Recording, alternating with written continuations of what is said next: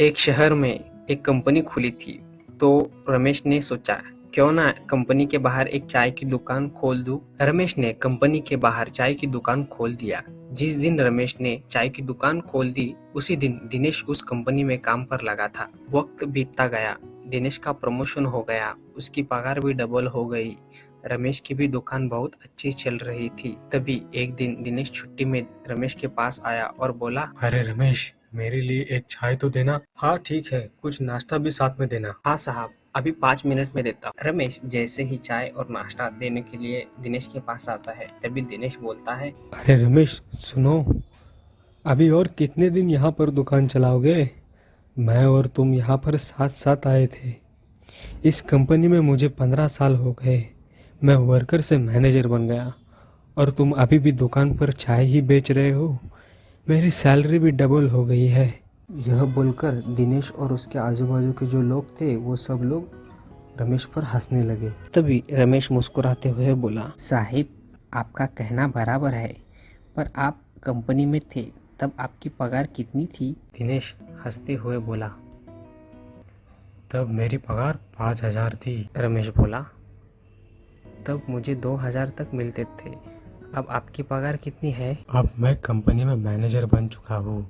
मुझे 25,000 रुपये तनख्वाह मिलती है। साहिब, तब आपको 5,000 मिलते थे और मुझे 2,000 मिलते थे, पर आज मुझे 5,000 मिलते हैं और आपको 25,000 मिलते हैं।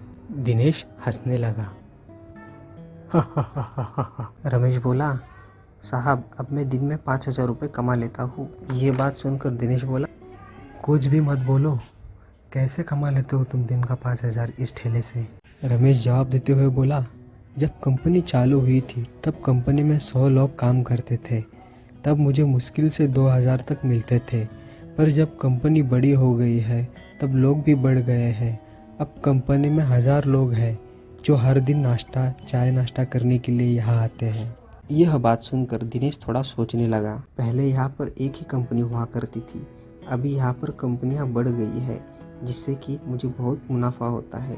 अब मैं रोज़ का 5,000 तक आराम से कमा लेता हूँ। यह सब सुनकर दिनेश बोला, फिर भी तुम यहाँ पर चाय के कप धोते हो और सभी को साहब ही बुलाते हो। मुझे तो कंपनी में सब साहब बुलाते हैं। रमेश इस बात का जवाब देते हुए बोला, आपकी बात बराबर है, पर यह मेरी खुद की दुकान है। मुझे जब चाहे तब मैं बंद कर सकता हूँ, जब चाहे तब मैं छुट्टी ले सकता हूँ।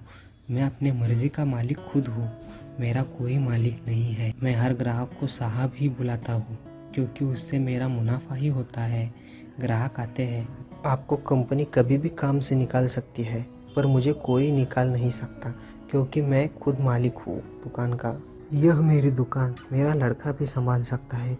उसके लिए उसको स्कूल या कॉलेज या डिग्री की कोई ज़रूरत नहीं होगी, जबकि आपके लड़के को अगर कंपनी में काम करना हो तो उसको डिग्री आवश्यक लगेगी। यह बातें सुनकर दिनेश थोड़ा गड़बड़ा गया और बोला, मुझे माफ़ करना भाई, मैं थोड़ा घमंड में आ गया था। रमेश मुस्कुराते हुए बोला, कोई बात नहीं,